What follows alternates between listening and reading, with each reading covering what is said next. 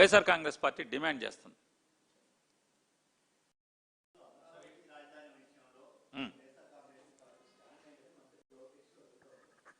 ఏంటి స్టాండ్ ఏంటి నాకు అర్థం కాలేదు. ఏం స్టాండ్ కావాలి?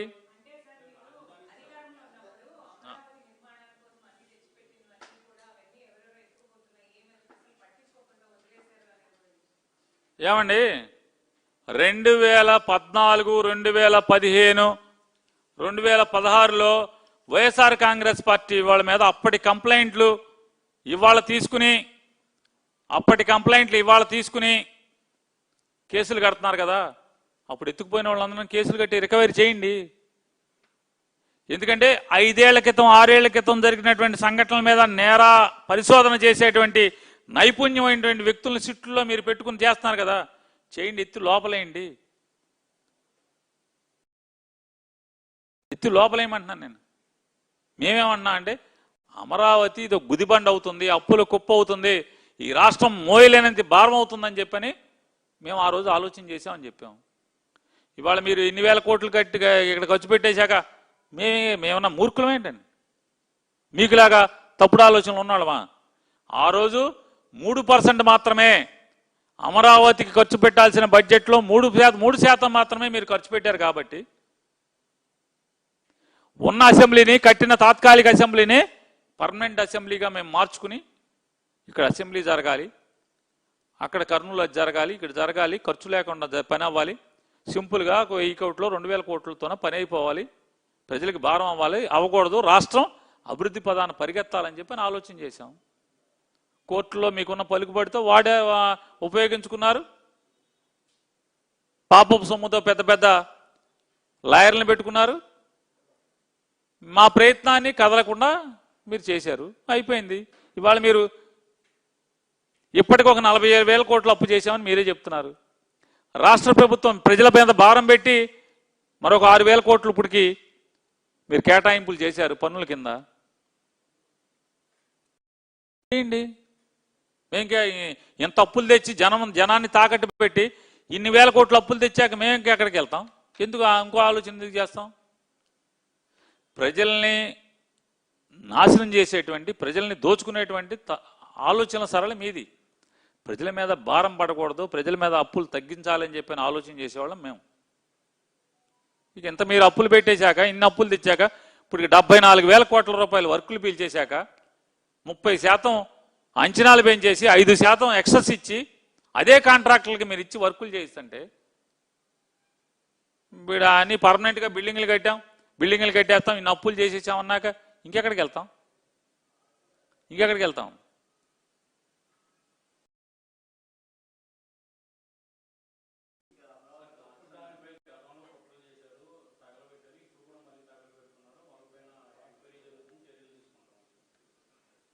ఏమండి?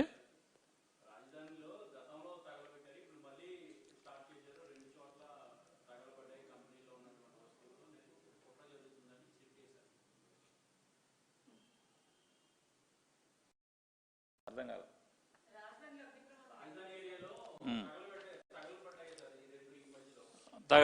అసెంబ్లీలో వారు అది కూడా మాట్లాడారు. ఏమనంటే 3 సార్లు అగ్ని ప్రమాదాలు జరిగినాయని. అసలు చంద్రబాబు మనస్తత్వం ఎంత నీచంగా ఉంటుందంటే నాయుడు గారిది. ఫైర్ యాక్సిడెంట్ అని పేపర్లో రాగానే ఇందులో కుట్రకోణం ఉంది, పోలీసులు మీరు తొందరగా అందులో ఎవడున్నాడో లాగా అంటే వైసీపీని ఎవడన్నా అరెస్ట్ చేయమని. వాళ్ళు ఏం చెప్తున్నారు పోలీసులు? చంద్రబాబు నాయుడు గారికి సాలే ఆపోయా బాబు, ఆ కాంట్రాక్ట్ కంపెనీ వాడు 4 నెలల నుంచి ఆ సెక్యూరిటీ గార్డుకి జీతం ఇవ్వలేదంట. 4 నెలల నుంచి జీతం ఇవ్వకపోగా ఆడిని డబుల్ డ్యూటీ చేయమంటున్నారంట. ఆడి ఫ్రస్ట్రేషన్లోకి వెళ్ళి ఆడు అంటించాడని చెప్పని పోలీసులు చెప్తున్నారు. సిగ్గు లేకుండా అసెంబ్లీలో ఈ రోజుకి మాట్లాడతాడు. పోలీసు ఏమో ఆ కాంట్రాక్ట్ కంపెనీ వాడు ఎవడైతే చంద్రబాబు నాయుడు బాగా డబ్బు ఎత్తేసి కాంట్రాక్ట్కి ఇచ్చాడో ఆ కాంట్రాక్ట్ కంపెనీ వాడేమో సెక్యూరిటీ గార్డుకి జీతాలు ఇవ్వట్లేదు 4 నెలల నుంచి. 1 నెల 2 నెలలు కాదు, 4 నెలల నుంచి. ఇది పోలీసు చెప్తున్నారు, నేను చెప్పట్లా. తెలుగుదేశం పార్టీ సోషల్ మీడియా అంతా కూడా వస్తుంది. 4 మాసాల నుంచి జీతాలు ఇవ్వట్లేదు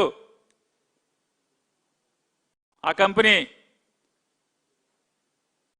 ఇవ్వకపోగా సూపర్వైజర్ డబుల్ డ్యూటీ చేయిస్తున్నాడు, పగలు రాత్రి డ్యూటీ, ఆడు ఫ్రస్ట్రేషన్తో కాల్చాడని చెప్పి ఇప్పుడు సూపర్వైజర్ ఆ జీతాలు ముందేమో పట్టుకోగానే పోలీసులు, టీడీపీ సోషల్ మీడియా, చైతన్య రథం, ఆ రథం ఈ రథం, అమరావతి న్యూస్ ఇట్లాంటి అన్నింటిలో ఎంత వచ్చింది.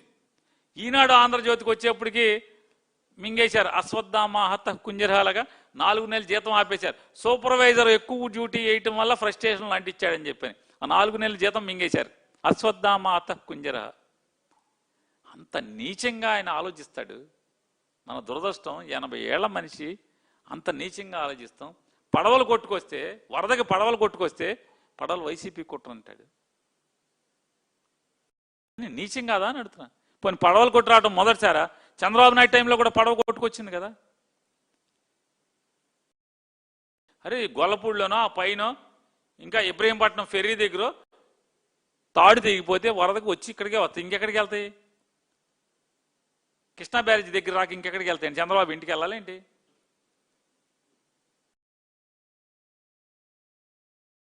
ఇది ఆయన అప్పుడు కాల్చా ఇప్పుడు కాల్చా వాళ్లే అంటిస్తారు, వాళ్లే కేసులు పెడతారు. ఎవడన్నా లోపల వేయాలంటే అన్ని వాళ్లే తప్పుడు కేసులు. చంద్రబాబు నాయుడు గారు ఎప్పుడు ఏలుబడిలో ఉంటే చంద్రబాబు నాయుడు చేత నియమించబడినటువంటి పోలీసులు అందరూ కూడా బోళ్ళని తప్పుడు కేసులు పెడతాకి బాగా ఊవిళ్ళూరుతుంటారు. చెప్పండి.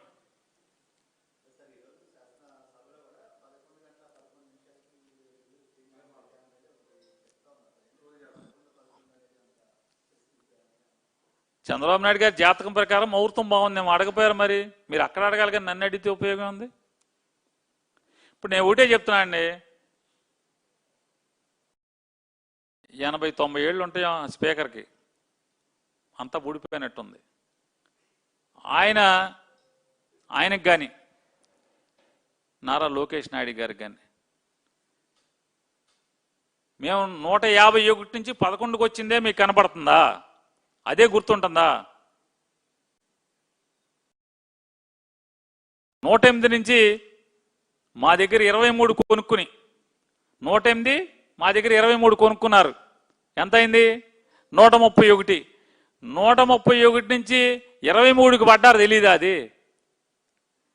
131 నుంచి 23కి పడ్డారు కదా, అది గుర్తులేదా? అది యాది లేదా? 151 నుంచి 11 యాది ఉందా? అరే నువ్వు 23 నుంచి 164కి వచ్చినప్పుడు మేము 11 నుంచి 170కి రాలేమా ఏంటి? అరే ప్రజలు ఓటేయాలి కానీ, ప్రజలు మనని ఎత్తి కూర్చోబెట్టాలే కానీ 170 ఏంటి 173 కూడా వస్తాం. పెద్ద విషయం ఉంది. అవి తెలుసుకుంటే బెటర్. ఇల్లు జనం ఓటేస్తే ఆయన ఎవరో ఇదివరకు చంద్రబాబు నాయుడు గారితో తిరిగేవాడు, నారా లోకేష్ నాయుడు గారితో, పరకాల ప్రభాకర్ గారు అని చెప్పని ఆయన ప్రశ్నలు వేస్తున్నాడు. చెప్పండి సాయంత్రం 5 గంటల దాకా, 5 గంటల నుంచి తెల్లారుజాము 2 దాకా 12.5% ఓటింగ్ ఎందుకు జరిగింది?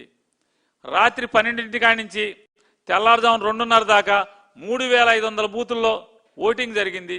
ఇది విచిత్రం కదా? ఇది సమానం చెప్పండి. చెప్పాలి కదా. ఆడి చెప్పే, మీతో పాటు తిరిగాడు కదా పరకాల ప్రభాకర్ గారు, ఆయనకి చెప్పే ధైర్యం ఉందా మీకు? పవన్ కళ్యాణ్ గారితో తిరిగాడు, చంద్రబాబు నాయుడు గారితో తిరిగాడు, ఇద్దరితో తిరిగాడు పరకాల ప్రభాకర్ గారు. ఆయన అడుగుతున్నాడుగా చెప్పండి. తర్వాత మా 11 సంగతి చెప్తాం, 11 నుంచి 170కి ఎట్టా వస్తామని చెప్తాం.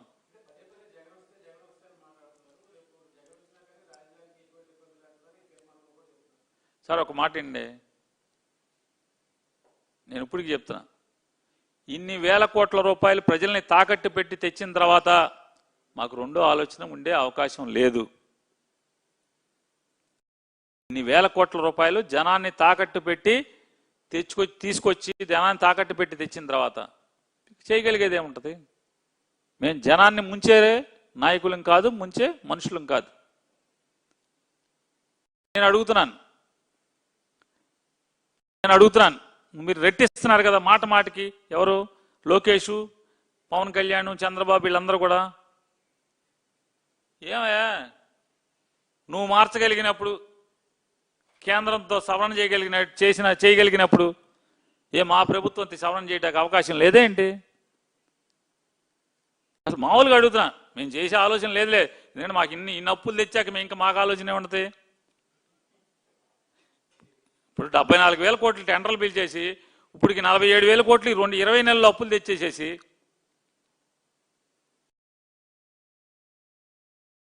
ఏంటి జరిగిపోతుంది? 2014లో మన్మోహన్ సింగ్ చేసిన చట్టాన్ని సవరణ చేస్తున్నారు, అంతే కదా? ఇంకేమైనా జరుగుతుందా? రాజ్యాంగం ఎన్నిసార్లు మార్చారు? అట్లాంటి చట్టాలు ఎన్ని మారవు? అంటే నేను ఎక్కువ తక్కువ మాట్లాడుతున్నా, మీ గురించి చెప్తున్నా నేను ఈ మాటలు. ఎవడో మార్చలేదు, ఎందుకు ఈ పిచ్చి మాటలు ఎందుకు అని అంటున్నాను. రాజ్యాంగ సవరణ మీరు మోడీ కలిసి చేయగలిగినప్పుడు ఏంటి పెద్దనా జరగకూడని విషయం ఏంటి ఇది భారతదేశంలో? అమెరికాలో జరగట్లేదేంటి? పొద్దున సంతకం పెడుతున్నాడు, సాయంత్రం క్యాన్సిల్ అంటున్నాడు ట్రంప్. ఇవన్నీ పిచ్చి మాటలు, ఊరికే జనాల్ని మోసం చేసే మాటలు ఎందుకు? నేనంటే నిజంగా ఈ రాష్ట్రాన్ని నాశనం చేశారు, అమరావతి పేరు మీద సర్వనాశనం చేశారు. అదే అమరావతి కావాలి మీకు. అమరావతి మీద మోజు ఉంది, ఆ ప్రాంతంతో మీకు విడదీయరాని బంధం ఉంది, ఎమోషన్ ఉంది. చుట్టాలన్నారో పక్కాలన్నారో ఏదో అని డబ్బులు ఎట్టుకుంటే పోయేది కదా, ఈ రాష్ట్రం నాశనం అవ్వకుండా ఉండేది, ప్రజలకు తాకట్టు పెట్టకుండా ఉండే అవకాశం ఉండేది. ₹1 జిమ్మేసినా సరే జనాలకి, రైతుల్ని ఆనందంగా ఇచ్చేవాళ్ళు, ఆనందంగా ఇచ్చేవాళ్ళు. ఆ డబ్బులెట్టి ఎక్కడో కొనుక్కునేవాళ్ళు. ఇవాళ ఆ కోటి ఇన్ని కోట్లు అయ్యేది. ఇవాళ అగమ్య గోచరంతో ఏడుస్తున్నారు త్రిశంకు సర్గంలో రైతులు. వాళ్ళు ఏడుస్తున్నారు, రాష్ట్ర ప్రజలు ఏడుస్తున్నారు. సమ్మగా ఉంది ఎవరికయ్యా అంటే ఈ కాంట్రాక్టర్లు, ఆ కంపెనీ ఈ కంపెనీ, బిఎస్ఆర్ ఓఎస్ఆర్ మెగా ఈగా ఆ కంపెనీలు, బిఎస్ఆర్ బోళ్ళని కంపెనీలు ఉన్నాయి. ఈ కంపెనీల వాళ్ళు చంద్రబాబు నాయుడు గారు, ఈ కంపెనీ